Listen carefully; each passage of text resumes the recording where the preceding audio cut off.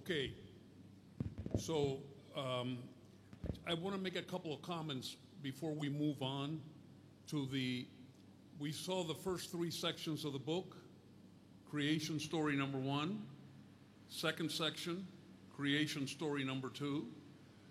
Creation story number 1 goes from Genesis 1:1 through Genesis 2:3. మనము 3 కథలను చూసుకున్నాం కదండి, 3 భాగాలు, 3 కథలు. మొదటి కథ ఆదికాండము మొదటి అధ్యాయం నుండి మొదటి అధ్యాయం అంతా కూడా మొదటి కథ అయిపోయింది. రెండవ అధ్యాయం మొదటి వచనం నుండి రెండవ కథ ఆరంభమైంది. Creation story number 2 goes from Genesis 2:4. రెండవ అధ్యాయం 4వ వచనం నుండి రెండవ కథ మొదలయ్యి through the end of chapter 4. 4వ అధ్యాయము ఆఖరు వచనం వరకు కూడా ఆ కథ కొనసాగుతుంది. And then the third section of the book is creation story number 3.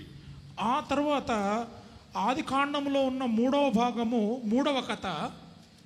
And that goes from Genesis chapter 5 verse 1. ఆదికాండం 5వ అధ్యాయం మొదటి వచనం నుంచి అది ప్రారంభమవుతుంది. Through chapter 10 and Babel. 10వ అధ్యాయం వరకు కూడా బాబాలు గోపురము అక్కడి వరకు కూడా ఆ కథ కొనసాగుతుంది. Now, I would just like for encouragement for all of us just to consider a couple of things. నేను మనందరి పురికొల్పు కొరకై కొన్ని విషయాలను మనం గమనించడం కొరకై నేను కొన్ని విషయాలను చెప్తాను. And I'd like you to read Luke chapter 10 verse 27. లూకా సువార్త 10వ అధ్యాయము 27వ వచనము చదువుతున్నాను, గమనించండి. లూకా సువార్త 10వ అధ్యాయము Yeah, Luke 10:27. But wait. Go ahead. లూకా సువార్త 10వ అధ్యాయము 27వ వచనం అండి. అతడు నీ దేవుడైన ప్రభువును నీ పూర్ణ హృదయముతోనూ నీ పూర్ణ మనస్సుతోనూ నీ పూర్ణ శక్తితోనూ నీ పూర్ణ వివేకముతోనూ ప్రేమింపవలననియు నిన్ను వలె నీ పొరుగువానిని ప్రేమింపవలననియు వ్రాయబడి ఉన్నదని చెప్పెను. And we saw or we heard in our first session that man was created to work. మనము మొదటి తరగతిలో మానవుడు పని చేయటం కొరకే సృష్టింపబడ్డాడు అన్నది చూసుకున్నాం. And I'd like to say that the study of God's word is work. దేవుని వాక్యాన్ని ధ్యానించటము పని. I love those portions of scripture that really touch my heart and make me feel good. దేవుని లేఖన భాగములు నా హృదయాన్ని తాకేవిగాను నాలో ఒక మంచి భావనను కలిగించేవిగాను ఉన్నాయి. But that's not the way the study of scripture always happens. కానీ వాక్య ధ్యానము ప్రతిసారి అలాగే ఉండదు. Man was created to work. మనిషి పని చేయడానికి కూడా సృష్టింపబడ్డాడు. And to get to know God and his word takes work. దేవునిని దేవుడు చేసిన పనిని అర్థం చేసుకోవడానికి చాలా పని చేయవలసి ఉంటుంది. Rigorous work. కష్టపడి పని చేయాల్సి ఉంటుంది. And so I had him read Luke 10:27. అందుకనే లూకా రాసిన సువార్త 10వ అధ్యాయం 20వ వచనము నా ద్వారా అయ్యగారు చదివినిపించారు. Where it tells us that we're to love the Lord our God with all our mind. నీ దేవుడైన ప్రభువును నీ పూర్ణ హృదయముతో నీ పూర్ణ మనసుతో నీ పూర్ణ శక్తితో పూర్ణ వివేకముతో ప్రేమించాలి అని. And with all our strength. మన పూర్ణ బలముతో. God give us the needed grace. దేవుడు తన కృపను మన పట్ల కనపరచునుగాక. To work. మనం పని చేయనట్లుగా. Now the other one I want you to read is Matthew 7:7. మత్తయి రాసిన సువార్త 7వ అధ్యాయము 7వ వచనం చదువుకుందామండి. And this is a promise that the Lord Jesus made.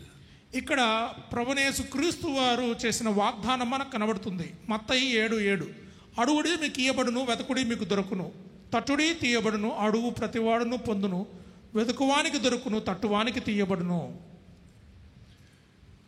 It's a wonderful promise. అది చాలా ఎంతో మంచి వాగ్దానం. And it tells us that we are to ask. అది మనము అడగవలను అన్న విషయాన్ని గుర్తుకు తెచ్చేస్తుంది. And the promise is it will be given to us. వాగ్దానం ఏంటంటే అడిగినది ఇవ్వబడుతుంది అని. Now I confess that when I study scripture, నేను ఒప్పుకుంటున్నానండి, నేను లేఖనాలను పరిశోధించినప్పుడు I fall into the trap నేను ఒక్కొక్కసారి ఉచ్చులో ఇరుక్కుంటాను. of first reading what man says about the word. ఆ ఉచ్చు ఏంటి అంటే కనుక దేవుని వాక్యమును గురించి మనిషి ఏం చెబుతున్నాడు అనే ఉచ్చు, rather than by faith seeing what God has to say about his word. మన విశ్వాసమును ఆధారం చేసుకొని దేవుని వైపును చూసి తెలుసుకునే జ్ఞానం కంటే కూడా ఇలాంటి ఉచ్చులో పడుతూ ఉంటాను నేను. And claiming this promise. ఈ ఏదైతే అడుగుడు మీకు ఇవ్వబడిన వాగ్దానం ఉన్నదో ఆ వాగ్దానాన్ని నేను పొందుకోవడానికి ఆ పొందుకునే ఆ క్రమంలో ఆ ఉచ్చులో ఇరుక్కుంటూ ఉంటాను.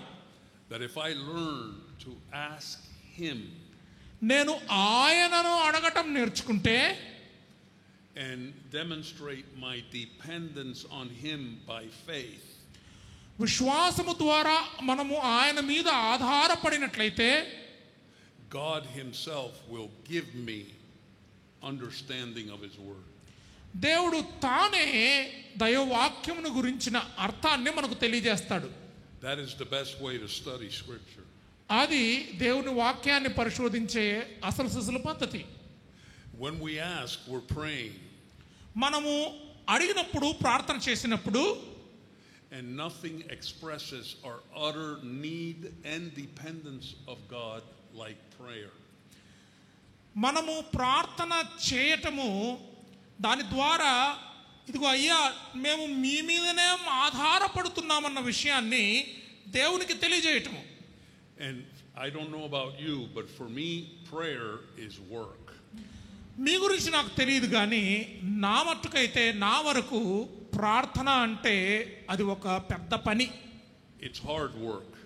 అది చాలా కష్టమైన పని. It's easier to pick up a commentary and read a commentary. ఒక వ్యాఖ్యానాన్ని తీసుకొని చదివి దాంట్లో ఉన్నది అర్థం చేసుకోవటం చాలా సులభమైన విషయం. But notice that it tells us that not only are we to ask, అది మనకు అడగాలి అడిగి పొందుకోవాలి అన్న విషయాన్ని మనకు గుర్తుకు చేస్తుంది. we're responsible to seek. మనము వెదకడానికి బాధ్యత కలిగిన వాళ్ళం. And that is easily illustrated with when you lose money. మనము ఏదైనా డబ్బు పోగొట్టుకున్నప్పుడు వెతకటము అంటే ఏంటో మనకు బాగా తెలుసు కదండి. You go back to see if you can find it. మనం వచ్చిన దారిలో మళ్ళీ తిరిగి వెనక్కి పోతాం, ఎక్కడెక్కడైనా కనబడుతుందేమో పడేసుకున్నానేమో అని. And you seek for it. దానిని వెతుకుతావు నువ్వు until you find it. కనబడేంత వరకు వెతుకుతావు. Or until you give up because you realize someone found it and took it. లేదా ఎంత వెతికినా కనబడకపోతే ఎవరో దాన్ని కనుగొని తీసుకొని వెళ్ళిపోయారని చెప్పేసి వెతకటం మానేస్తాం. So we are responsible to seek. వెతకటం కూడా మన బాధ్యత. Both in reading, మొదటిగా వాక్యం బాగా చదువుకోవాలి. And in asking him to give us understanding of his word. దాని తర్వాత మనము చదివిన దాని యొక్క అర్థాన్ని మనకు తెలియజేయమని దేవునిని అడగటం. 1 Corinthians chapter 2 మొదటి కొరింథీ 2వ అధ్యాయము tells us that the things of God are spiritually discerned. దేవుని విషయములు ఆత్మ సంబంధమైనవి, ఆత్మ మాత్రమే దాన్ని వివేచింపగలదు అని వ్రాయబడింది అక్కడ. And that the natural man does not discern the things of God. ప్రకృతి సంబంధమైన మనుష్యుడు దేవుని విషయాలను అర్థం చేసుకోలేడు, అందుకు పాత్రుడు కాడు. Only the Spirit of God knows the things of God. దేవుని ఆత్మ మాత్రమే దేవుని విషయములు తెలిసినవాడు. And only the Spirit of God can reveal the things of God. దేవుని ఆత్మ మాత్రమే దేవునికి సంబంధించిన సంగతులను బయలుపరచగలడు. So for understanding of God's word, దేవుని వాక్యమును మనం అర్థం చేసుకోవాలంటే we are totally dependent on God to give it to us. కేవలము దేవుని మీద మాత్రమే మనము ఆధారపడవలసి ఉన్నది. If we read a commentary, మనము ఒకవేళ వ్యాఖ్యానాన్ని చదివినట్లయితే, and in reading the commentary, click, we understand. ఆ వ్యాఖ్యానాన్ని చదువుతున్నప్పుడు చకామని అర్థమైపోయింది అనిపిస్తుంది. We cannot let that deceive us. అది మనల్ని మోసపరచకుండా ఉండునుగాక. It wasn't the commentary that gave us the understanding. ఆ కామెంటరీ లేదా ఆ వ్యాఖ్యానం కాదండి మనకు అర్థమయ్యేటట్లు చేసేది. It was the mercy and grace of God that used the commentary to give us the understanding. దేవుని కృప, దేవుని దయ మాత్రమే ఆ కామెంటరీ ద్వారా నీకు ఉపయోగపడి అర్థమయ్యేటట్లు చేసింది. And if we don't keep that clear in our minds, ఒకవేళ ఆ విషయము లేదా ఆ విశేషమును గనక మన మనస్సులో మనం ఉంచుకోనకపోతే, we insult God. మనము దేవుని చూడం. We can offend God. అది దేవునికి కోపం కూడా కలిగించవచ్చు.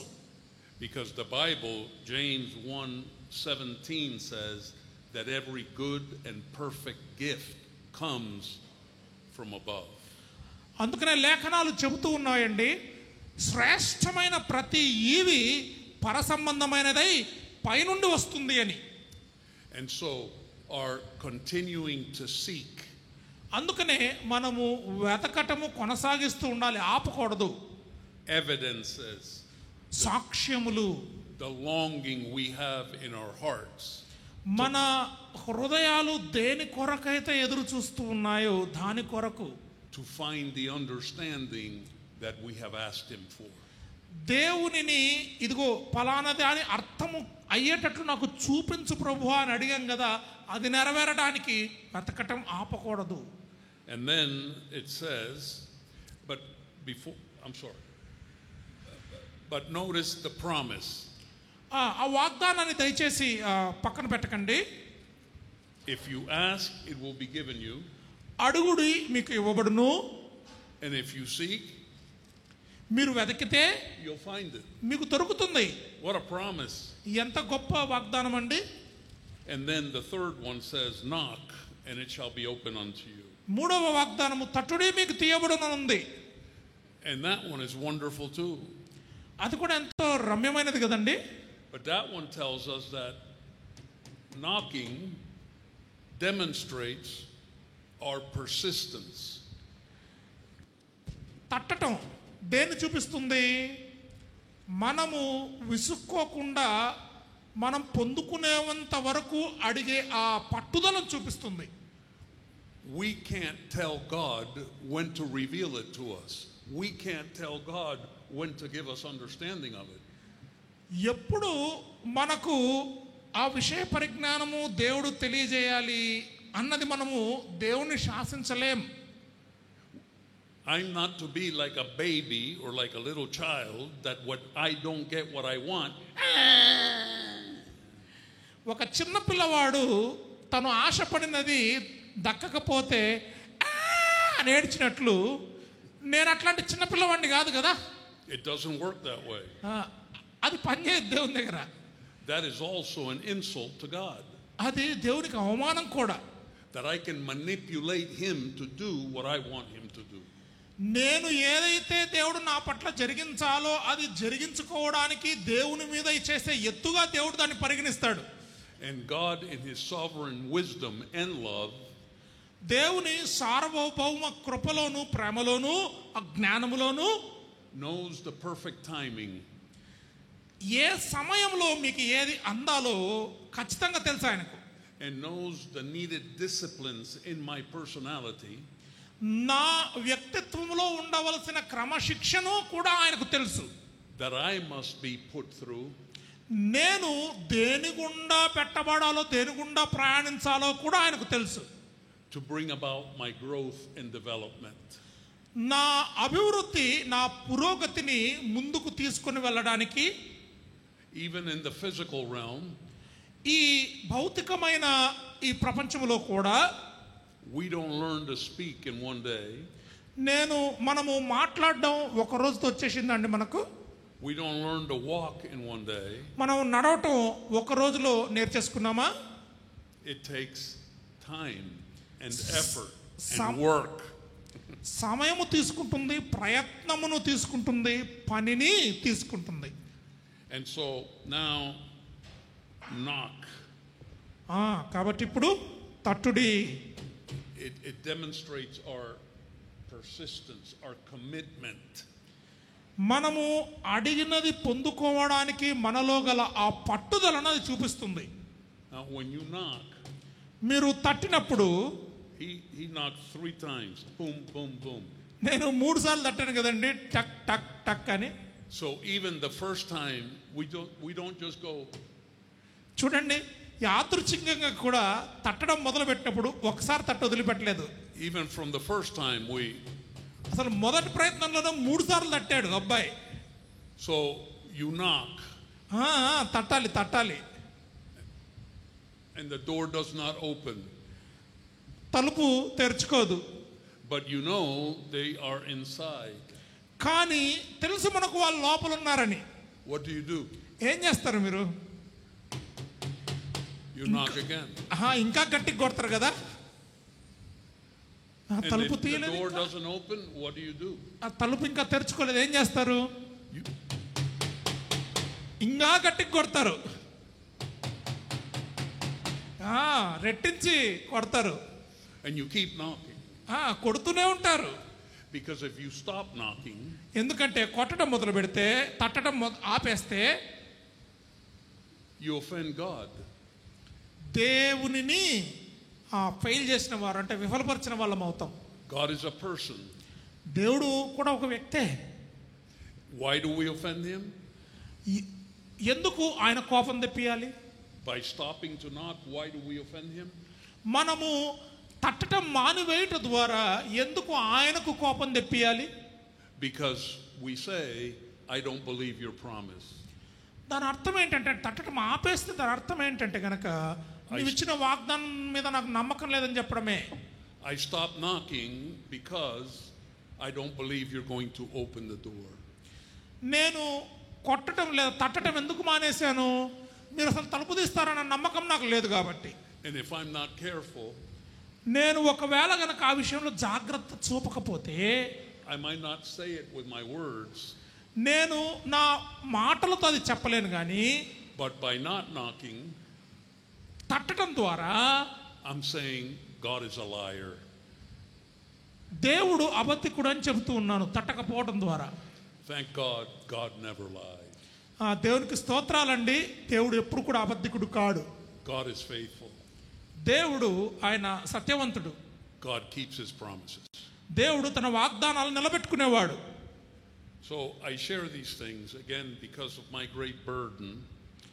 నేను ఎందుకు ఈ మాటలని చెప్తున్నానంటే, దేవుడు నాకు పెట్టిన ఒక పెద్ద భారము of how important it is for us to get back to the word of God. మనము దేవుని వాక్యము వైపునకు తిరిగి రావటము అది ఎంత ప్రాముఖ్యమైనదో మీకు వివరించాలనే భారము దేవుడు నా మీద పెట్టాడు. And not only to the word of God, దేవుని వాక్యం వైపునకు మాత్రమే కాదు, dependence on God. దేవుని మీద ఆధారపడే దాని మీద కూడా మనం వెనక్కి మరలి రావాలి. And to dependence on God by faith in God. విశ్వాసము ద్వారా, విశ్వాసమును ఆధారము చేసుకొని దేవుని మీద ఆనుకోవటం. The more we depend on God and the less we depend on man, the better off we are.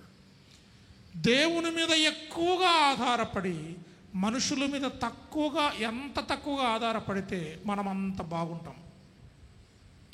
Okay, so now hopefully I have demonstrated to you the 3 first sections of Genesis: creation story 1, creation story 2, and creation story 3.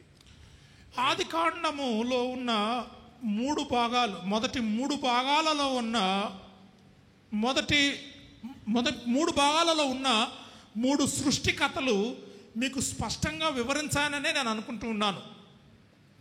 So now as I said, we've come to that rebellion at Babel.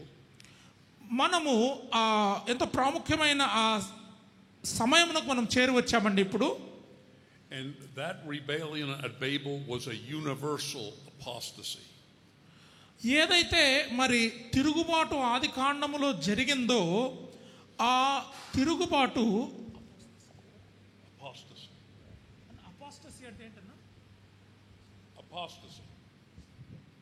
భ్రష్టత్వము, అది భ్రష్టత్వం అండి. అది God had commanded Noah and his sons to scatter. దేవుడు నోవహును అతని కుమారులను చెదిరిపోవాలని చెప్పేసి ఆజ్ఞ ఇచ్చాడు. And to scatter and take the knowledge of God with them. చెదిరిపోయి దేవుని జ్ఞానమును వారితో పాటు తీసుకొని వెళ్ళాలన్నది దేవుని ఉద్దేశం. And that scattering required faith and dependence on God for protection, for food, for nourishment. ఏదైతే చెదరిపోయి జ్ఞానమును పంచాలి అన్న విషయం ఉందో అది దేవుని మీద పరిపూర్ణమైన విశ్వాసముతో జరిగించి చేసే విషయం. దేవుని మీద ఎంతవరకు ఆధారపడాలి అంటే కనుక మరి పోషణ కొరకు, మరి అలాగే ఆహారము కొరకు, అలాగే మనము ఏ విషయంలో కూడా విఫలం కాకుండా ఉండేటట్లుగా మనం దేవుని మీద ఆధారపడి జరిగించవలసిన పని అది. And ultimately the world got tired of that. కానీ అంతిమంగా ఈ లోకమంతా కూడా ఆ విషయములో అలసిపోయిందండి. So you find in Genesis chapter 11, ఆదికాండం 11వ అధ్యాయంలో, and there we know that the whole world was of one language. అప్పుడు భూమి అంతా కూడా ఒకే భాష ప్రాచుర్యంలో ఉండేది. And as you look at verse 2, you find that men were journeying. రెండవ వచనములో మనము చూసినట్లయితే వారు తూర్పున ప్రయాణమైపోతుండగా అని కనబడుతుంది కదండి. You will remember that later the patriarchs, especially in the call of Abraham, he went on a journey.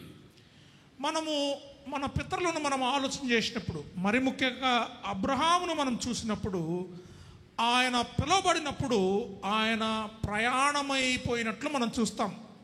And remember that in the book of Hebrews in chapter 11 it tells us that they were pilgrims and strangers on the earth.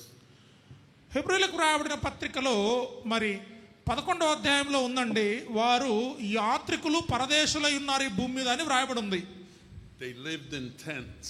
వారందరూ కూడా గుడారాల్లో నివసించారు. They moved from place to place. వారందరూ కూడా ఒక స్థలం నుండి ఇంకొక స్థలానికి వారు ప్రయాణం చేస్తూ మారుతూ వచ్చారు. And Hebrews 11 tells us that Abraham journeyed because he looked for a city. హెబ్రీయులకు రాబడిన పత్రిక ఈ విధంగా చెప్తుంది కదండి, అబ్రహాము దేని కొరకు ప్రయాణమైపోయాడు? ఒక నిలవరమైన పట్టణమును కనుగొనడానికి బయలుదేరాడు. He looked for a city whose builder and maker was God. దేవుడు కట్టించిన పట్టణమును వెతుక్కుంటూ బయలుదేరాడు Abraham. Abraham came out of those civilizations that were built back in Mesopotamia. మెసొపొతేమియాలో ఏదైతే నాగరికత కట్టబడిందో, ఏవైతే పట్టణాలు కట్టబడ్డాయో ఆ నాగరికతలో నుండి, ఆ పట్టణములలో నుండి బయటకు వచ్చాడు Abraham. They became very advanced civilizations. ఆ నాగరికతలు చాలా అధునాతమైన నాగరికతలుగా అవన్నీ అభివృద్ధి చెందాయి. But Abraham saw that their foundations were flawed. కానీ అబ్రహాము చూశాడు వాటి పునాదులు అబద్ధపు పునాదులు అని. Their foundations were based on man and his purposes and not of God's. ఆ పునాదులు మనుషులను ఆధారం చేసుకొని, మనుషుల ప్రణాళికను ఆధారం చేసుకున్న ఉన్నాయి, కానీ దేవుని ఆధారం చేసుకొని వేయబడిన పునాదులు కావు ఆ పట్టణాలకు ఉన్నవి. So here in verse 2 of chapter 11 we find how these men found a plain in the land of Shinar and they settled down there.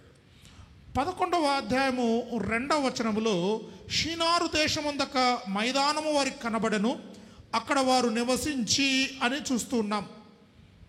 And then you'll notice in verse 3 what they said to each other. 3వ వచనములో వారు ఏం చెప్పుకున్నారండి ఒకరితో ఒకరు? మనము ఇటుకలు చేసి బాగుగా కాల్చుదాము రండని ఒకరితో ఒకరు మాట్లాడుకునురి. And so they had stone, they had technology to build. వారికి అక్కడ ఇటుకలు తయారు చేయడానికి అవసరమైన మట్టి, ఆ సాంకేతికత ఉన్నదని మనకి ఇక్కడ అర్థమవుతుంది. And then in verse 4 it continues to tell us what they purpose to do. ఈ 4వ వచనములో వారి ఉద్దేశము అదేంటో మనకి ఇంకా బాగా మనకు అర్థమవుతుంది. And it says, let us build us a city and a tower whose top may reach unto heaven. మరియు వారు మనము భూమి అందంతటా చెదిరిపోకుండా ఒక పట్టణమును ఆకాశమును అంటూ శిఖరము గల ఒక గోపురమును కట్టుకొని, and let us make us a name. పేరు సంపాదించుకొందము రండని మాట్లాడుకొనగా, lest we be scattered abroad upon the face of the whole earth. మనము భూమి అందంతటా చెదిరిపోకుండా. Now, notice that they wanted a permanently dwelling place here on earth. గమనిస్తే మనము వారు భూమి మీద ఎప్పటికీ ఉండిపోయే శాశ్వత పట్టణమును కట్టుకోవాలని ఆలోచన చేశారు. Notice their intent was to build a tower that reached to heaven. గమనిస్తున్నట్లయితే వారి ఉద్దేశము ఆకాశమునంటూ శిఖరమును ఒకటి కట్టుకోవాలి అని. An expression of man's accomplishments and man's greatness. మనుషుని యొక్క గొప్పతనము, మనుషుని యొక్క జ్ఞానము ఎంత గొప్పగా ఉంటుందో అది మనం ఇక్కడ చూస్తాం. And a tower that would attract all men there. ఒక గోపురము, ఆ గోపురం ద్వారా మనుషులందరినీ కూడా ఆకర్షించడం అక్కడికి రావడానికి. It was a unifying center made by man. ప్రతి ఒక్క మనిషిని ఐక్యపరిచే ఆ ఒక కేంద్రంగా ఆ గోపురము ఉండాలని వాళ్ళ ఉద్దేశం. It was a takeover of the planet. అది భూమి అందంతటిని తమ ఆధీనములోకి తెచ్చుకునే ఒక ఆలోచన. And it was a redefinition of life and of values. అది జీవము, దాని యొక్క విలువలను తిరగరాసే ఆలోచన. It is interesting how verse 5 says that the Lord came down to see the city. 5వ వచనంలో చాలా ఆసక్తిగా ఉందండి. యెహోవా నరులు కట్టిన ఆ పట్టణమును చూడ దిగి వచ్చెను అనుంది. We must remember that when sin came into humanity in Genesis 3, మనము ఒక విషయాన్ని గుర్తుకు తెచ్చుకోవాలి. ఆదికాండము 3వ అధ్యాయములో పాపము ప్రవేశించినప్పుడు the lie that Satan told, ఆ అబద్ధము, ఏది పాపము చెప్పించినా ఆ అబద్ధము, was that man could be like God. మనిషి దేవునిలాగా ఉండవచ్చు అన్నది. The lie was that man could go independent of God and do better for himself than what God would do for him. అక్కడ ఉన్న అబద్ధం ఏంటంటే కనుక దేవుడు తనకు చేసేదానికంటే కూడా దేవునితో ఎటువంటి సంబంధం లేకుండా తనకు తానుగా ఇంకా బాగా నాకు చేసుకోగలను అన్న భావనను చూశారు. అది అబద్ధం. Ephesians chapter 2 tells us that Satan is still that spirit that works in the children of disobedience. అవిధేయత పుత్రులలో పనిచేసే ఆత్మ సాతాను అని ఎఫెసీయులకు రాబడిన పత్రికలో మనం చూస్తాం. So that lie from Genesis chapter 3 ఆ అబద్ధము ఇదిగో ఆదికాండం 3వ అధ్యాయం నుంచే మొదలైంది. is still at work in the world today.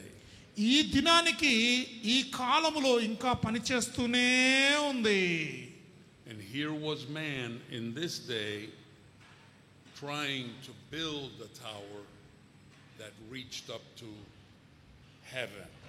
ఇదిగో ఆదికాండం 3వ అధ్యాయం 11వ అధ్యాయంలో అక్కడ ఏం జరుగుతుంది?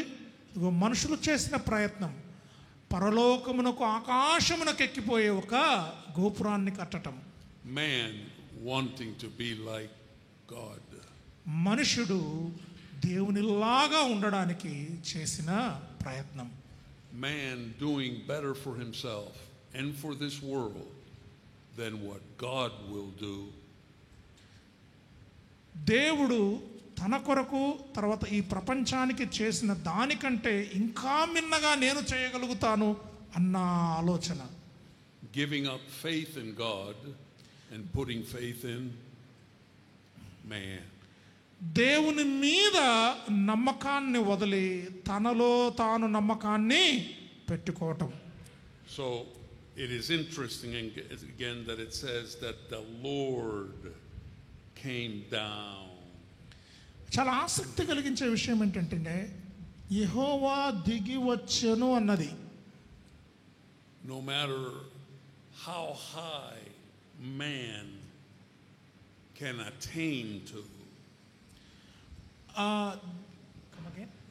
No matter how high man can attempt to attain to. మనిషి ఎంత ఎత్తుకు చేరుకోవాలనుకున్నా కూడా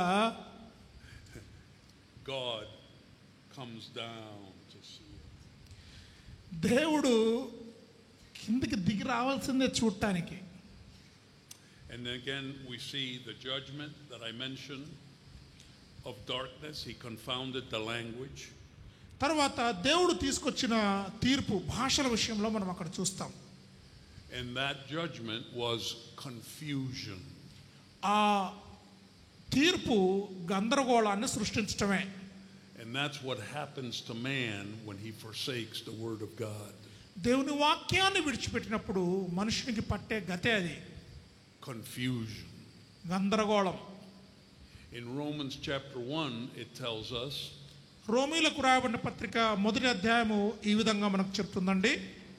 that when man knew God, దేవుడి మనిషి కనుగొన్నప్పుడు లేదా తెలుసుకున్నప్పుడు they glorified him not as God. వారు దేవునిని దేవునిగా మహింపరచలేదు. Neither were thankful. వారు అంతటి కృతజ్ఞత కూడా దేవునికి చూపించలేదు. And their foolish minds were darkened. వారి అజ్ఞానపు మనసులన్నీ కూడా అంధకారమునకు లోనైనాయి.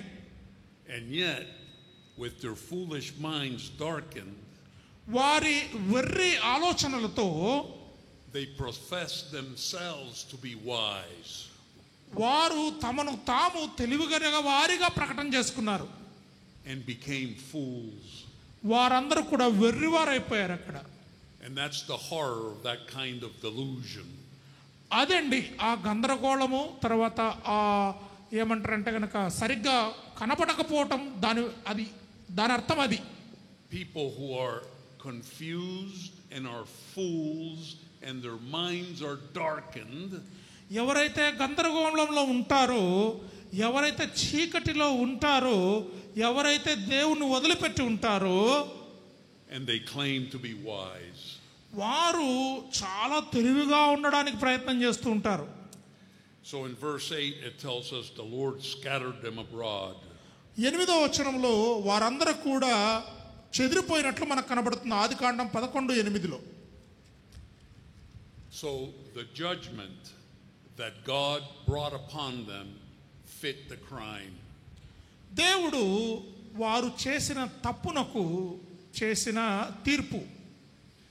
They thought they could be wiser than God. వారు దేవుని కంటే తెలివిమంతులు కాగలరా? And God judged them with confusion. అందుకనే దేవుడు వారిని గందరగోళంతో శిక్ష వేశాడు. They thought they could unite all human resources in opposition against God. వారందరూ కూడా భూమి మీద ఉన్న మానవ వనరులన్నీ కూడా దేవునికి వ్యతిరేకంగా ఏకీకృతం చేయగలరు అని భావించారు. To take over creation. ఈ సృష్టిని, ఆ ప్రపంచాన్ని తమ ఆధీనంలోనికి తెచ్చుకోవడానికి. And what God did was he scattered them abroad upon the face of all the earth. Verse 9. వారు అలాగు యెహోవా అక్కడ నుండి భూమి అంతటా వారిని చెదరగొట్టెను. He divided them. వారిలో మరి వారిని అందరినీ కూడా విభజించి వేశాడు దేవుడు. Again, the judgment fit the crime. తరువాత ఏదైతే వాళ్ళు చేసిన తప్పు ఉందో దానికి తగ్గ శిక్ష అది. Now, over against this rebellion of man at Babel, Babel పట్టణంలో జరిగిన ఆ మానవుని యొక్క తిరుగుబాటు, where they wanted to build the city, ఎక్కడైతే వారు పట్టణం కట్టాలనుకున్నారో, and they wanted to make man's name great, వారు మనుషుని ఎంతో ప్రసిద్ధినిగా చేసుకోవాలనుకున్నారో, we have the call of Abraham. మనకు అక్కడ తరువాత అబ్రహాము యొక్క పిలుపు కనబడుతుంది In chapter 12. 12వ అధ్యాయములో. And let's read verse 1. మొదటి వచనం చదువుకుందామండి. ఆదికాండము 12:1. యెహోవా, నీవు లేచి నీ దేశము నుండి, నీ బంధువుల యొద్ద నుండి, నీ తండ్రి ఇంటి నుండి బయలుదేరి నేను నీకు చూపించు దేశమునకు వెళ్ళుము. And notice that the call of God required that Abraham leave that world. దేవుని పిలుపు అబ్రహామును ఆ ప్రపంచాన్ని, అంటే ఏదైతే మనుషుడు కట్టుకోవాలని ప్రయత్నం చేసిన ప్రపంచం ఉందో ఆ ప్రపంచాన్ని వదిలి రావాలని చెప్పేసి దేవుని ఆశ, ఆజ్ఞ. And that world was idolatrous. వారు అంటే ఆ మనుషులు విగ్రహారాధికులైపోయారు. This is man reinventing values and God and the reason for existence. మనిషి మానవ విలువలను తిరిగి రాయటము, తిరిగి కనుక్కోవటము, నూతనమైన నిర్వచనాన్ని తెలియజేయటంలో భాగమది. This is man forsaking God's word and making their own gods. ఇక్కడ మనుషుడు దేవుని వాక్యాన్ని వదిలిపెట్టి తన స్వంత దేవతలను తయారు చేసుకోవడం మొదలుపెట్టిన విధం. And if all creation was made by the word of God, ఒకవేళ సృష్టి అంతా కూడా దేవుని మాట చేత సృష్టింపబడి ఉంటే, it is utter disaster to attempt to be a creature and live and prosper rejecting the word of God. దేవుని వాక్యమునకు విరోధంగా ప్రవర్తన చేసి దేవుని వాక్యమును విసర్జించి దేవుని సృష్టిలో భాగమైన మనము అలాగను ఉండటము గొప్ప నాశనాన్ని తీసుకొస్తుంది. So notice that when God then calls Abraham out, దేవుడు అబ్రహామును బయటకు పిలిచినప్పుడు, in the New Testament we hear that it was the God of glory that appeared to him. దేవుడు మరి కొత్త నిబంధనలో ఆయనకు ఎంతటి మహిమను ఆపాదించాడో మనం గమనించగలం. The unique transcendent holiness and glory of the one true living God. దేవుని మరి ఒక్కడై ఉన్న దేవుడు, సర్వవ్యాపిగా ఉన్న దేవుడు ఆయన యొక్క మహిమను మరి అబ్రహాము ద్వారా మనకు చూపించాడు. None other like it. None other like it. దానిలాగా ఇంకొకటి ఏది లేదండి. I am Jehovah and beside me there is none else. నేను యెహోవాను, ఇదిగో నా ఇరు ప్రక్కల కూడా ఇంకా ఏమీ లేదు. And notice that from the very call, when God said, "Come out of your father's house and your nation," మొదటి వచనములోనే నీవు లేచి నీ దేశము నుండి, నీ బంధువుల యొద్ద నుండి, నీ తండ్రి ఇంటి నుండి బయలుదేరి, God said, "Unto a land that I will show you." నేను నీకు చూపించు దేశమునకు వెళ్ళుము అని దేవుడు అన్నాడు.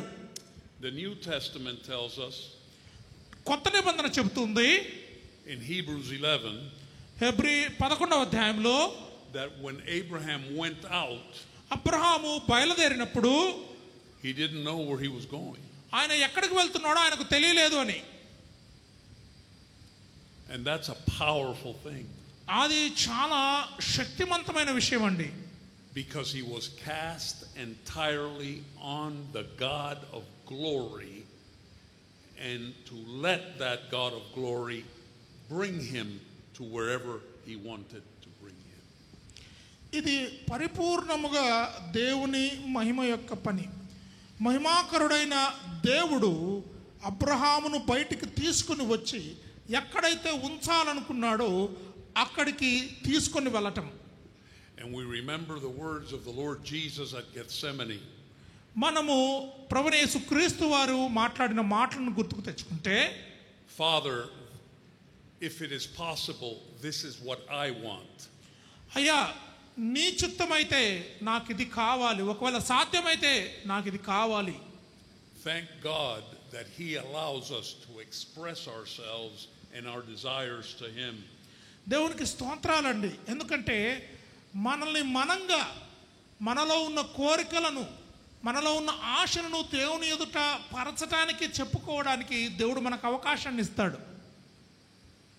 Nevertheless, the Lord Jesus, when he expressed his desires to the Father at Gethsemane, ప్రభువైన యేసుక్రీస్తు వారు దేవుని ఎదుట తన ఆశలను వ్యక్తపరిచినప్పుడు said, "But Father, not my will I insist on, but that thine be done." అయ్యా తండ్రి, నా చిత్తము కాదు కానీ ఇదిగో నీ చిత్త ప్రకారమే అని అడుగుతాడు. Wherever you lead me, I will go. మీరు నన్ను ఎక్కడికి తీసుకువెళ్ళాలనుకుంటే అక్కడికి నేను వెళ్తాను. Because my trust and my faith is not in me, my mind, it is in you.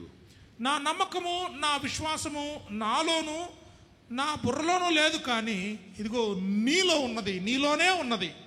Now in Genesis 12 and verse 2, ఆదికాండం 12వ అధ్యాయం 2వ వచనంలో, notice again, now the second thing God says, "And I will make of thee a great nation." ఇక్కడ దేవుడు తన రెండవ విషయాన్ని చెప్తూ ఉన్నాడు. నిన్ను గొప్ప జనముగా చేసి, "And I will bless thee, నిన్ను ఆశీర్వదించి, and I will make thy name great." నీ నామమును గొప్ప చేయుదును. Back in chapter 11 in Babel, man making his name great. 11వ అధ్యాయములో మనుషుడు తనను తాను గొప్పగా చేసుకునే ప్రయత్నాన్ని చేశాడు. Now God calling Abraham and saying, "I will make your name great." ఇక్కడ 12వ అధ్యాయములో దేవుడు అబ్రహామును పిలిచి నేను నిన్ను గొప్పగా చేస్తానంటున్నాడు. And we come back to the wonder of it all. ఇక్కడ దేవుడు చేసిన ఆశ్చర్య కార్యాన్ని మనం చూస్తాం. That flowing out of that obedience of Abraham by faith in coming out, Abraham విశ్వాసమును, తన విశ్వాసమును అసలు పారేటంత విశ్వాసము అబ్రహాము దేవుని పట్ల చూపించి ఆయన ఉన్న స్థలాన్ని విడిచిపెట్టి వచ్చాడు. from him God made a nation. ఆయన నుండి ఒక గొప్ప జనాంగాన్ని, ఒక దేశాన్ని దేవుడు తయారు చేశాడు. And from that nation God brought forth into our world the Lord Jesus Christ himself.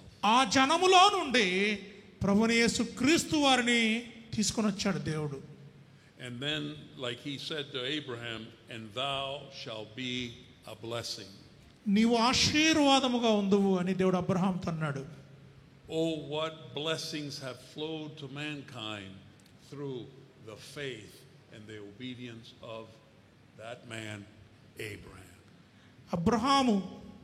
అబ్రహాముకున్న ఆ విశ్వాసము, విధేయతలో నుండి ఎంతటి గొప్ప ఆశీర్వాదాలు ఈ మానవులకు అందాయండి. And notice that the blessing would be to all peoples. బాగా గమనించండి, ఆ ఆశీర్వాదము అందరికీ ఉంటుంది. I will bless thee, నిన్ను and in thee shall all families of the earth be blessed. నిన్ను ఆశీర్వదించు వారిని ఆశీర్వదించదును, లేదా 2వ వచనంలో నిన్ను గొప్ప జనముగా చేసి ఆశీర్వదించి నీ నామమును గొప్ప చేయుదును, నీవు ఆశీర్వాదముగా ఉందువు. And the Lord Jesus Christ presently sits enthroned at the right hand of the Majesty on high. ప్రభువైన యేసుక్రీస్తు వారు రాజుగా ఉన్న దేవుని కుడి పార్శ్వమున ఆసీనుడై ఉన్నాడు. Oh, what a great name God has made for man. ఎంత గొప్ప స్థితికి ఒక మనుష్యుని దేవుడు తీసుకువెళ్ళాడండి. Oh, the wonder that God himself became human. ఎంత గొప్ప విషయం అంటే కనుక దేవుడు తానే ఒక మనిషిగా మారిపోయాడు. And that the man Jesus Christ has been enthroned. మనుషుడుగా ఉన్న ఆ ప్రభువైన యేసుక్రీస్తు వారు ఇప్పుడు సింహాసనాసీనుడిగా ఉన్నాడు. As the forerunner of all those other human beings who will trust in him. ప్రభువైన యేసుక్రీస్తు వారి యందు విశ్వాసం ఉంచు వారికి ముందుగా ఆయన మాదిరిగా ఇదిగో సింహాసనం మీద కూర్చొని ఉన్నాడు. And as we look at one another here today, ఇక్కడ మనం ఒకరికొకరము చూసుకుంటే, oh God, give us eyes to see each other. ప్రభువా ఇదిగో ఒకరినొకరం చూసుకునే కళ్ళను నాకు దయచేయండి అని ప్రార్థన చేసుకోవాలి. God, help me to see you now. దేవుడు ఇదిగో మిమ్మల్ని చూడడానికి ఇప్పుడు నాకు కన్నులు దయచేశాడు. As you are in Christ. మీరు క్రీస్తులో ఉన్నట్లుగా. According to Ephesians 1, already blessed with all spiritual blessings in heavenly places in Christ Jesus. ప్రభువైన యేసు క్రీస్తు యందు ఇదిగో పరలోకములో పరిశుద్ధమైన స్థలములలో మనమందరం కూడా దీవించబడిన వారము, దీవెనలు పొందుకున్న వారము అని ఉన్నది. And one day ఒక దినమున you will be blessed not just with all spiritual blessings, but with a body resurrected and fashioned just like the body of the Lord Jesus. కేవలము ఇదిగో ఆశీర్వాదములు, పరలోక సంబంధమైన ఆశీర్వాదములతోనే కాదు, ప్రభువైన యేసుక్రీస్తు వారు ఏ విధంగా మరి సమాధిని జయించి తిరిగి లేచి మహిమా శరీరంతో ఆయన ఉన్నాడో అటువంటి ఆ దీవెన, ఆ ఆశీర్వాదము మనమందరం పొందుకుంటాం. And the likes of you and me will rule and reign with Jesus Christ over all God's creation. ఇదిగో మీరు నేను అందరం కూడా ప్రభువైన యేసుక్రీస్తు వారితో కలుపుకొని దేవుడు చేసిన సమస్త సృష్టి మీద రాజులంగా మనం ఉండి ఏలిక చేస్తాం. Oh, what a great name God has made for those who trust in him. దేవుని యందు విశ్వాసం ఉంచు వారిలో వారికి దేవుడు ఎంత గొప్పవి సిద్ధపరిచి ఎంత గొప్ప పేరు వాళ్ళకి ఇస్తున్నాడో గమనించండి. So now we focus back to the generations. మనము ఇప్పుడు ఆ జనాంగములు లేదా వంశావళుల దగ్గరకు వద్దాము ఒకసారి. In the second half of the book. ఆదికాండం యొక్క 2వ భాగములో. So let's read Genesis 10 verse 1. 10వ అధ్యాయము 1వ వచనము. ఆదికాండం 10:1. ఇది నోవహు కుమారుడగు షేము, హాము, యాపేతను వారి వంశావళి. Okay. And then verse 32. 32వ వచనం. వారి వారి జనములలో వారి వారి సంతతుల ప్రకారము నోవహు కుమారుల వంశావళులు ఇవే. And then we want to go to chapter 11. తర్వాత మనం 11వ అధ్యాయంలోకి వద్దాం. And verse 10. 10వ వచనం చూసుకుందాం. షేము వంశావళి ఇది. So this is the generations of Shem. ఇక్కడ షేము యొక్క వంశావళి. And then we come to verse 27. 27వ వచనానికి వద్దాం. And we have the generations of Terah. తెరహు వంశావళిని మనం ఇక్కడ చూడగలం. And Terah was the father of Abraham. తెరహు అబ్రహామునకు తండ్రిగా ఉన్నాడు. So Abraham, descendant from Noah through the line of Shem. Abraham నోవహు వంశావళిలో షేము ద్వారా భాగమయ్యాడు. And it is through the line of Shem that God calls Abraham. షేము ఆ క్రమము షేము వంశావళిలో నుండి దేవుడు అబ్రహామును ఎంచుకొని పిలిచాడు. Now, once we come here to Genesis 11:27, then 11వ అధ్యాయం 27వ వచనంలోనికి మనం వచ్చినప్పుడు we have come to the generations of Abraham. మనము అబ్రహాము యొక్క వంశావళిలోకి చూస్తాం. So now we have the fourth section of the book, which will be the story of Abraham. ఇప్పుడు ఆది కాండములో ఉన్న 4వ భాగము, ఆ 4వ భాగము అబ్రహాము యొక్క కథ. And then the story of Abraham will take us all the way through to Genesis chapter 25. ఈ 4వ భాగము అంటే అబ్రహాము కథ మరి ఆ 12వ అధ్యాయం నుండి మొదలయ్యి దాదాపు 25వ అధ్యాయం వరకు ఉంటుందండి. And verse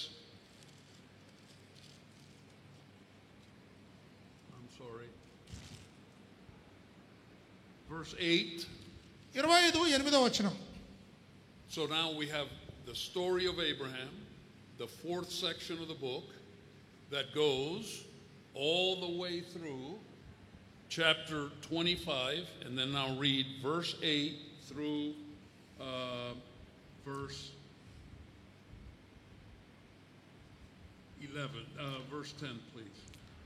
అబ్రహాము యొక్క కథ మరి 25వ అధ్యాయం వరకు మనకు కనబడుతుంది. 8 నుండి 10 వచనాలు, 25వ అధ్యాయం 8 నుండి 10 వచనాల వరకు కూడా మనకు కనబడుతుంది. 8, 9, 10 వచనాలు చదువుకుందాం.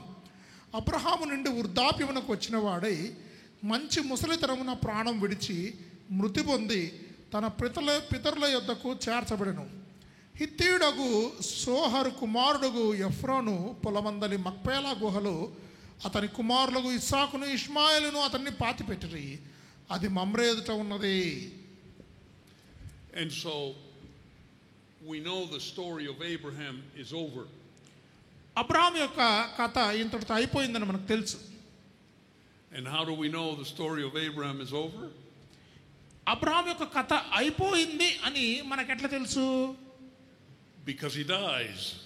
ఎందుకంటే కనుక ఆయన అక్కడ చనిపోయాడు కాబట్టి. And his sons bury him. తర్వాత మరి కొడుకు తరం మొదలవుతుంది అక్కడి నుంచి. And at that juncture, ఆ సమయంలో now look at verse 11. 25:11 వచనం చూసుకుందాము. Read it. అబ్రహాము 25వ అధ్యాయం 11వ వచనం. అబ్రహాము మృతి పొందిన తరువాత దేవుడు అతని కుమారుడు ఇస్సాకును ఆశీర్వదించెను. అప్పుడు ఇస్సాకు బెయేర్లహోయిరోయి దగ్గర కాపురం ఉండెను. So now we're about to start the fifth section of the book, which is the story of Isaac. మనం ఇప్పుడు ఆది కాండములో ఉన్న 5వ భాగాన్ని మొదలు పెట్టుకోబోతున్నాము. అదే ఇస్సాకు యొక్క కథ. And as we are about to start the story of Isaac, which is the fifth section of the book, there's an interruption.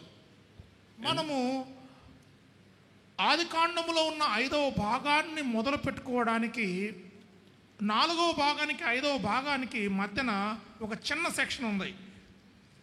And there is very little detail there in verse 12 about, now these are the generations of Ishmael. ఇక్కడ 12వ వచనంలో దాన్ని చూడగలం. But notice that there's very, very little detail given about Ishmael. ఇక్కడ ఇష్మాయేలు వంశావళి ఇదే అని చెప్పి కొంచెం కొద్దిగా వివరించబడింది అక్కడ. The generations of Ishmael are given to us, and the story of Ishmael is given to us in all of 6 verses from 12 to 18. ఇష్మాయేలు యొక్క వంశావళి తర్వాత ఆయన కథ 12 నుండి 18 వచనాల్లో మరి కొద్దిగా చెప్పబడింది. Because the writer of Genesis ఎందుకంటే ఆది కాండము యొక్క రచయిత is interested in the generations that are linked with the development of the promised seed in Genesis chapter 3 and verse 15. The seed of the woman that would crush the serpent's head. దేవుడు మరి ఆది కాండం 3వ అధ్యాయములో ఇచ్చిన వాగ్దానము మానవుని లేదా స్త్రీ యొక్క సంతానము సర్పము తలను కొడుతుంది అన్న వాగ్దానం ఉంది కదండి. ఆ వాగ్దానము యొక్క నెరవేర్పుగా ఏదైతే వంశావళులు మరి లంక చేయబడ్డాయో ఆ వంశావళులను వివరించటానికి రచయిత ఇష్టపడ్డాడు. అందుకనే ఇష్మాయేలు యొక్క వంశాన్ని కూడా మనం ఇక్కడ చూస్తాం. That's what the Spirit of God is interested in. అదేనండి దేవుని ఆత్మ ఆసక్తి కనపరిచింది అక్కడే. That is Genesis 3:15. The seed of the woman. There would be enmity between the woman and her seed and Satan and his seed. ఆది కాండము 3వ అధ్యాయం 15వ వచనంలో మరియు నీకును స్త్రీకిని నీ సంతానమునకును ఆమె సంతానమునకును వైరం కలజేసును, అది నిన్ను తల మీద కొట్టును, నీవు దానిని మడి మీద కొట్టుదు అని చెప్పాను. And Satan would wound, bruise his heel. నీవు దానిని మడం మీద కొట్టుదు అని చెప్పాను. But the seed of the woman would triumph and crush the serpent's head. కానీ స్త్రీ యొక్క సంతానము తల మీద కొట్టి మరి దాన్ని తుత్తునీలుగా చేస్తుంది. And so now we come to Genesis chapter 25 and verse 19. ఇప్పుడు ఆది కాండము 25వ అధ్యాయము 19వ వచనానికి వద్దామండి.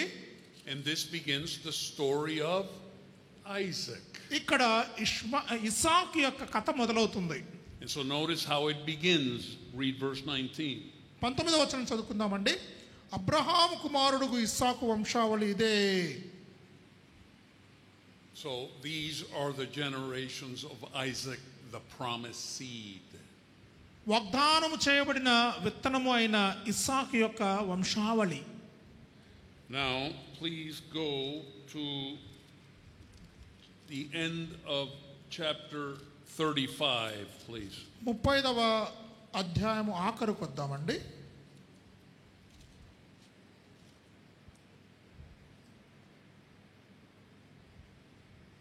And in verse 27 through 29. 27 నుంచి 29 వచనాలు చదువుకుందాం.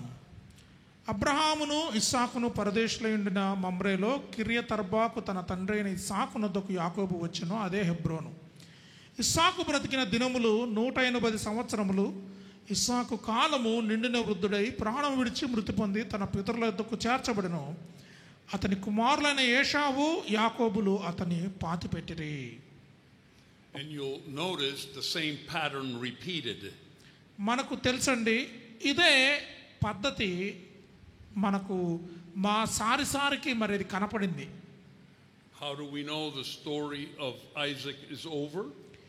ఇస్సాకు యొక్క కథ ముగిసిపోయిందని మనకి ఎట్లా తెలిసిందండి?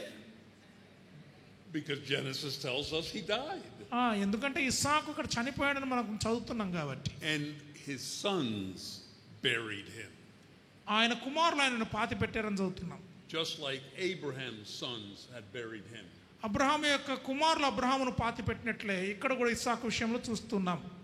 So now we're about to start the last and final section of the book of Genesis, the 6th section of the book of Genesis. ఆది కాండము యొక్క ఆఖరు భాగము అనగా 6వ భాగము దాని యొక్క ప్రారంభం మనం ఇక్కడ చూస్తాం. But before we do that, there's a small diversion. మనము అది మొదలు పెట్టుకోక ముందు గమనించినట్లయితే కొంత వేరైన విషయం అక్కడ కనబడుతుంది.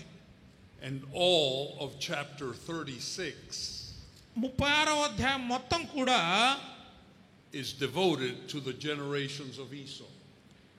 ఏషావు యొక్క వంశావళి గురించే ఉంది 36వ అధ్యాయం అంతా కూడా. So you read in verse 1 of 36.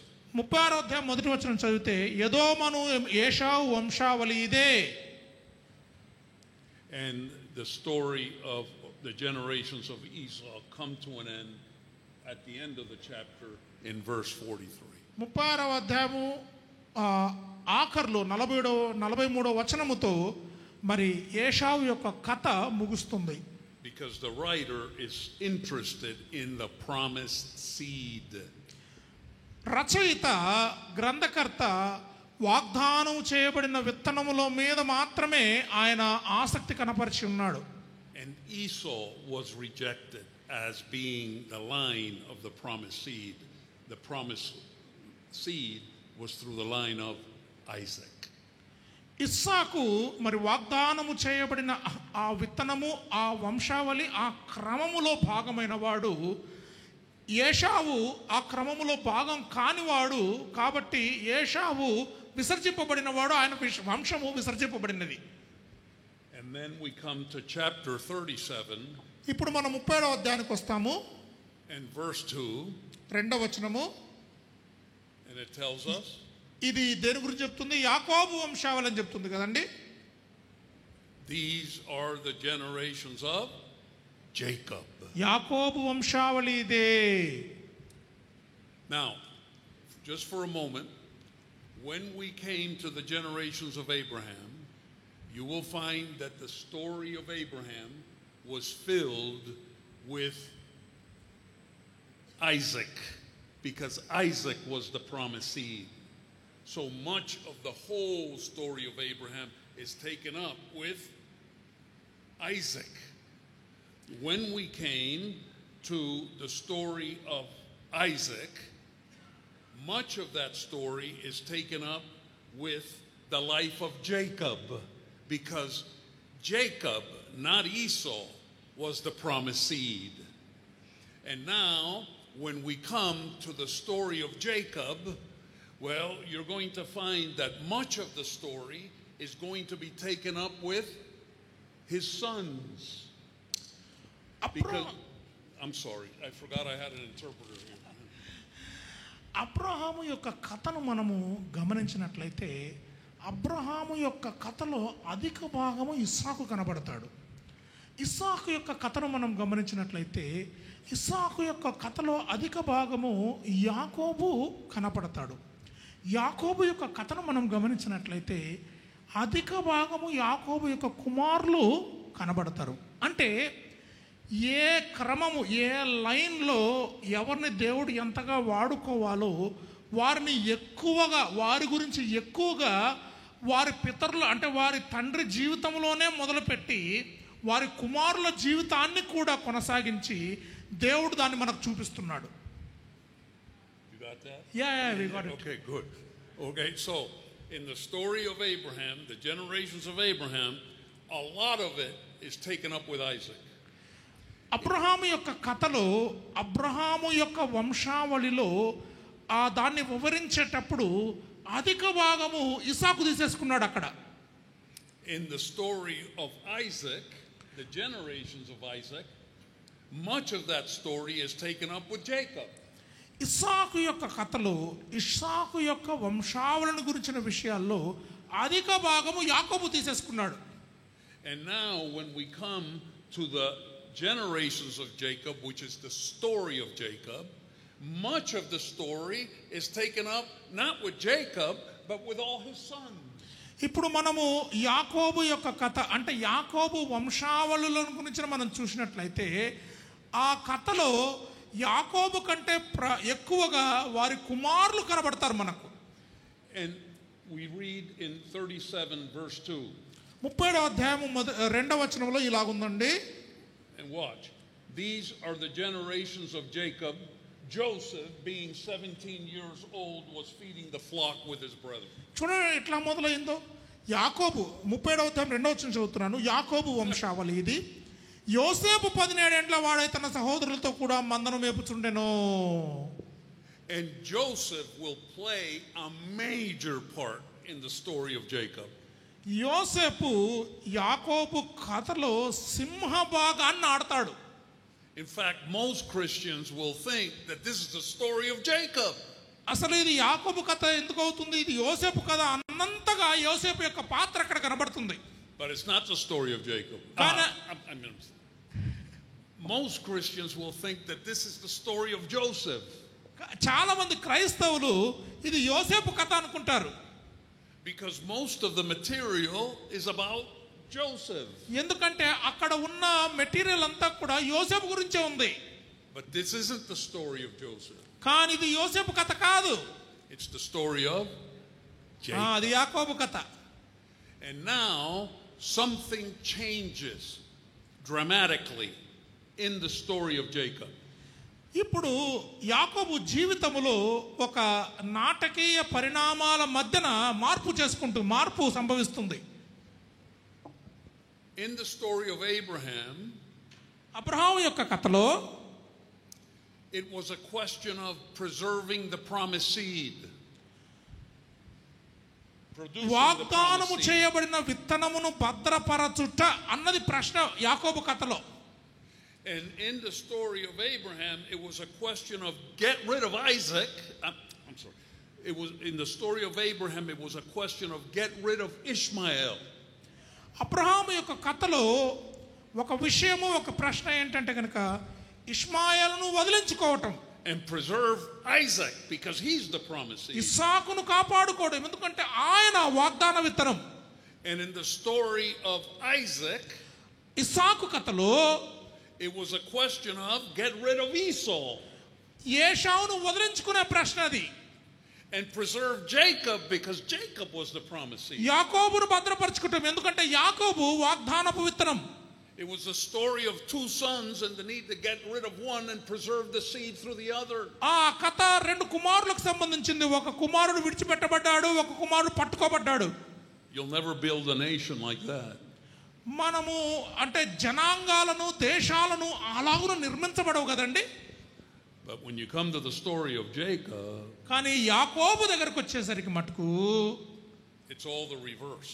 అంతా వ్యతిరేకంగా జరిగిందండి. It's not now the need to get rid of one son and keep another son. ఇక్కడ ఇదిగో ఒకరిని తృణీకరించి ఇంకొకరిని భద్రపరచుకునే కథ లేదు ఇక్కడ. It's now having 12 sons. ఇక్కడ ఉన్న 12 కుమారులను జనాంగములోను విత్తనములోను భాగం చేయడం. And now the promised seed are the 12 sons. ఇప్పుడు వాగ్దాన విత్తనము 12 మంది కుమారులు. And now it was a question of how do you keep those 12 sons together? ఇప్పుడు ప్రశ్న ఏంటంటే కనుక ఈ 12 కుమారులను ఏకత్వంలో ఐకమత్యముతో ఎట్లా పెట్టగలిగాడు యాకోబు. And you know how the story of Jacob begins, don't you? యాకోబు కథ ఎట్లా మొదలవుతుందో మనం చూసాం కదా. Well, it begins with Joseph. యోసేపుతో మొదలవుతుంది. And what did the other 10 sons do with Joseph? 11 కుమారుల తర్వాత 11వ వాడు యోసేపు. They hated him. మిగతా వాళ్ళంతా కూడా చాలా ద్వేషించారు ఆయన్ని. They envied him. ఆయనను మీద అసూయపడ్డారు. They wanted him gone. ఆయనను చంపి వదిలించుకోవాలనుకున్నారు. Not a question of getting rid of one son and keeping the other. It's a question of how will God ever succeed in taking these 12 sons and making them a united seed, a tribe with same loyalties to God, with same values, with the same world view, that out of them he might not only overcome, I'm sorry, I forgot. యాకోబు కథ ఒకరిని వదిలించుకొని ఒకరిని భద్రం చేసుకొని పెంచడం కాదు. యాకోబు కథ ఈ 12 మంది కుమారులను కలిపి కాపాడుకోవటం, వారినందరినీ కూడా ఏకతాటి మీదకి తీసుకొచ్చి వారి కుమారులు వారి వంశావళులు దేవుని పట్ల ఒకే విశ్వాస్యత, దేవుని పట్ల ఒకటే విధేయత, దేవుని మీద ఒకటే దృష్టి, వేరు వేరు కాకుండా అందరినీ ఒకే భావంలోనికి తీసుకొని రావటము యాకోబు యొక్క కథ.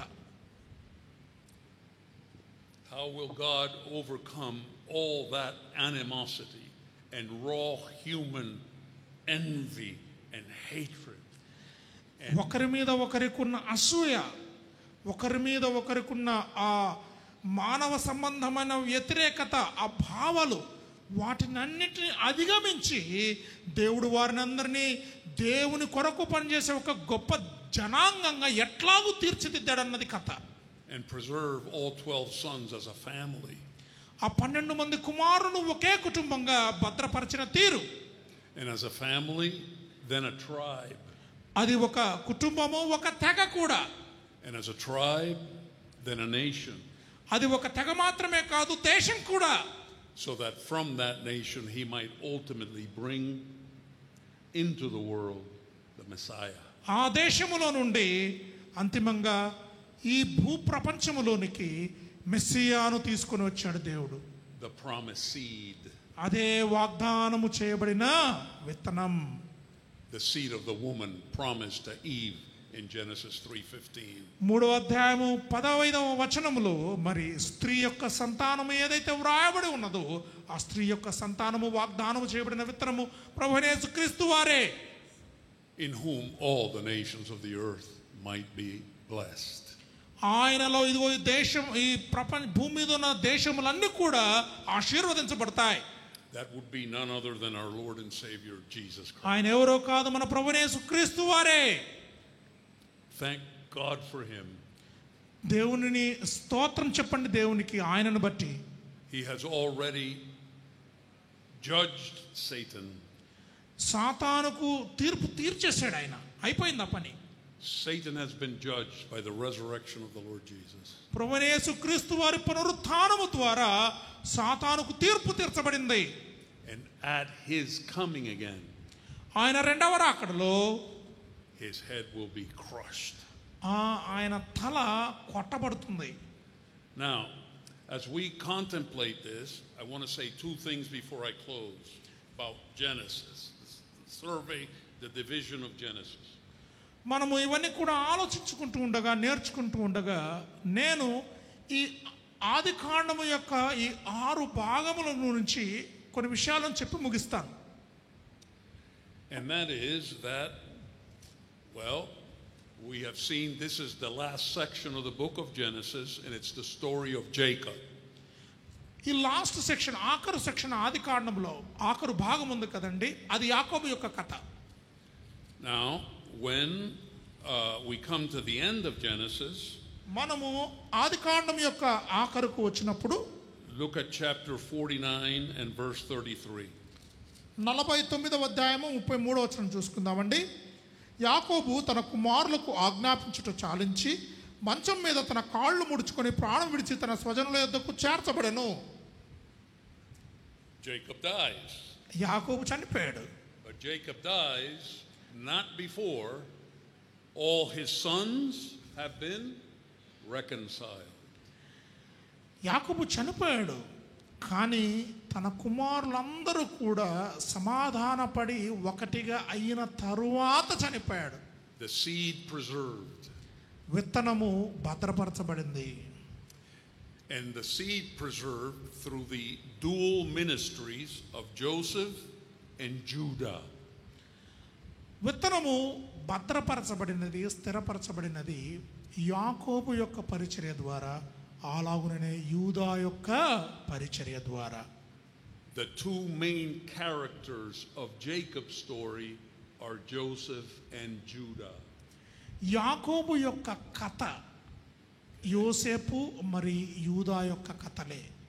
But God has succeeded in forming a united family that will eventually become a nation from this 12 sons of Jacob. ఐకమత్యముతో కూడుకున్న కుటుంబాన్ని కట్టటములో దేవుడు సఫలమయ్యాడు.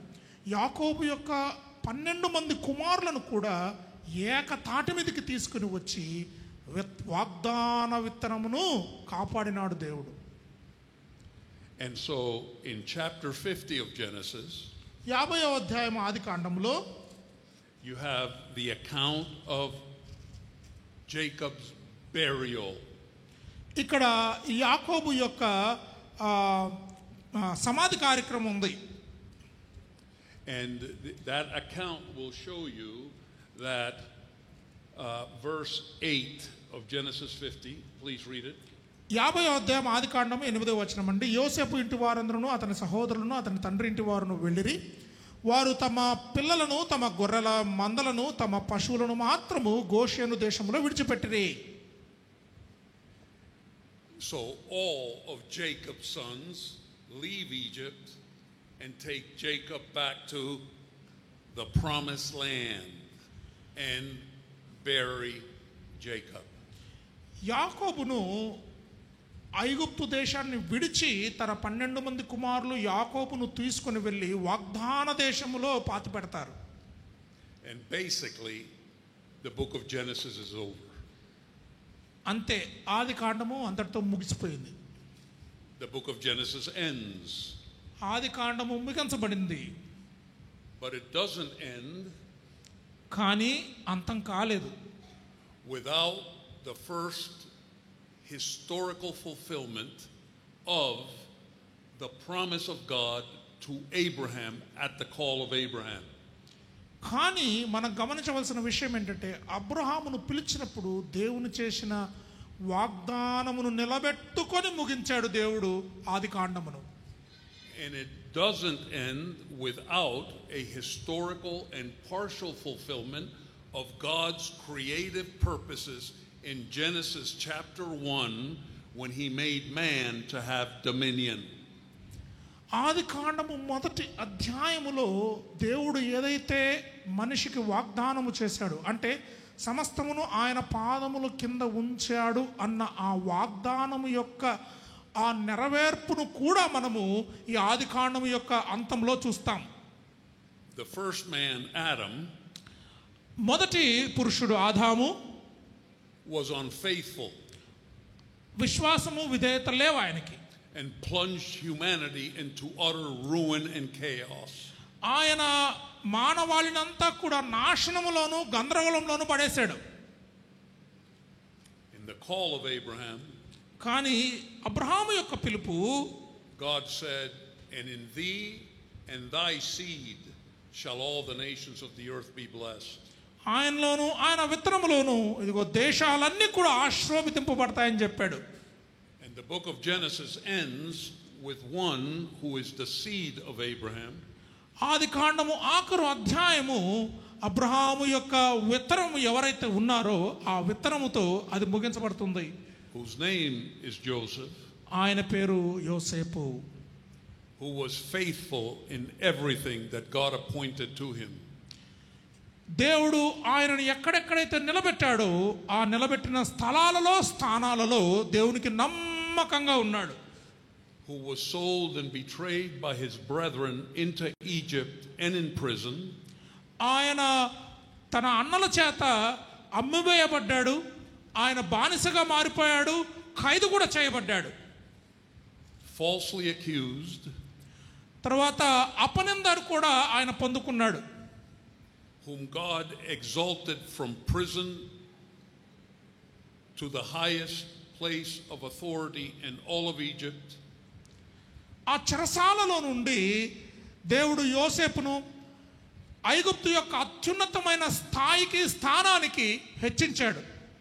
And who became a steward with possession of all the riches and the wealth and the food supply of Egypt. ఆహారము అలాగనే ఐగుప్తు దేశములో ఉన్న సర్వ సంపదల మీద అధిపతిగా దేవుడు ఆయన నిలబెట్టాడు. And in a time of unprecedented famine, when all the nations of the then known world were on the verge of perishing, ప్రపంచం మొత్తముతో కూడా కరువుతో బాధపడుతూ నాశనమైపోయే పరిస్థితిలో మిగతా దేశాలన్నీ ఉండగా Joseph, by his faithful administration and in the wisdom of God, దేవుని జ్ఞానముతోనూ అలాగుననే దేవుడు ఇచ్చిన నమ్మకత్వముతో పాలించే ఆ విషయంలోనూ administered the resources of this world. ఆయన ఈ లోకములో ఆ దేశములో ఉన్న వనరులన్నింటినీ కూడా చక్కగా ఒక చోటికి తీసుకొని వచ్చాడు. To the salvation not only of Egypt, ఐగుప్తు యొక్క విమోచన మాత్రమే కాదు, but of Israel, his brothers, his father, ఆయన అన్నలు అలాగే తండ్రి ఉన్న ఇశ్రాయేలు దేశము కూడా, and all the surrounding satellite Gentile nations of the then known world. అలాగుననే ఆ కాలములో ఆ చుట్టుపక్కల ఉన్న అన్యజనుల దేశములన్నీ కూడా, and in Joseph, Abraham's seed, యోసేపులో Abraham యొక్క విత్తనము, the promise of God was fulfilled that in Abraham and his seed all the nations of the world would be blessed. అబ్రహాముకు దేవుడు చేసిన వాగ్దానము, ఇదిగో నిన్ను బట్టి దేశాలన్నీ కూడా ఆశీర్వదించబడతాయని చేసిన వాగ్దానము, ఆ వాగ్దానము యోసేపు ద్వారా నెరవేరింది. యోసేపు ద్వారా ఐగుప్తు దేశం మాత్రమే కాదు, దాని పక్కన ఉన్న ఇశ్రాయేలు దేశం మాత్రమే కాదు, చుట్టుపక్కల ఉన్న అప్పుడు తెలిసిన అన్యజనుల దేశాలన్నీ కూడా పోషింపబడ్డాయి, ఆశీర్వదింపబడ్డాయి. Joseph, a prototype of our Lord and Savior Jesus Christ. ప్రభువైన యేసుక్రీస్తు వారు వారికి ముంగుర్తుగా యోసేపు ఉన్నాడు. And of his coming again in great power and glory. అత్యధిక మరి శక్తితోనూ మహిమతోనూ ప్రభువైన యేసుక్రీస్తు వారు రానున్నాడు అన్న విషయానికి ముంగుర్తుగా యోసేపు ఉన్నాడు. To put down evil, అంతము ఆ చెడును అంతమొందించడానికి, to crush the serpent's head, సర్పం యొక్క తలను కొట్టడానికి, and to save many people alive. ఎంతో మందిని రక్షించడానికి. Praise be God, his word, and his son, our Lord and Savior Jesus Christ.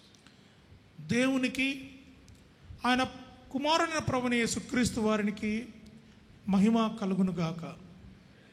If this promise of God was fulfilled in Joseph as the seed of Abraham already in history at that level, దేవుడు అబ్రహామునకిచ్చిన వాగ్దానము యోసేపు ద్వారా ఆ కాలములో నెరవేరినప్పుడు, it is in itself a prototype అదే దేవుడు పొందుపరిచిన ఒక నమూనా of that promise being fulfilled in the future at the highest level possible.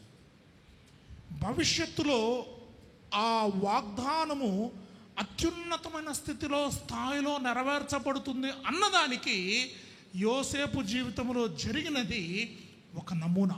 In the certain return of our Lord and Savior Jesus Christ. ఖచ్చితంగా మన ప్రభువైన యేసుక్రీస్తు వారు వస్తారు, రక్షిస్తాడు అని.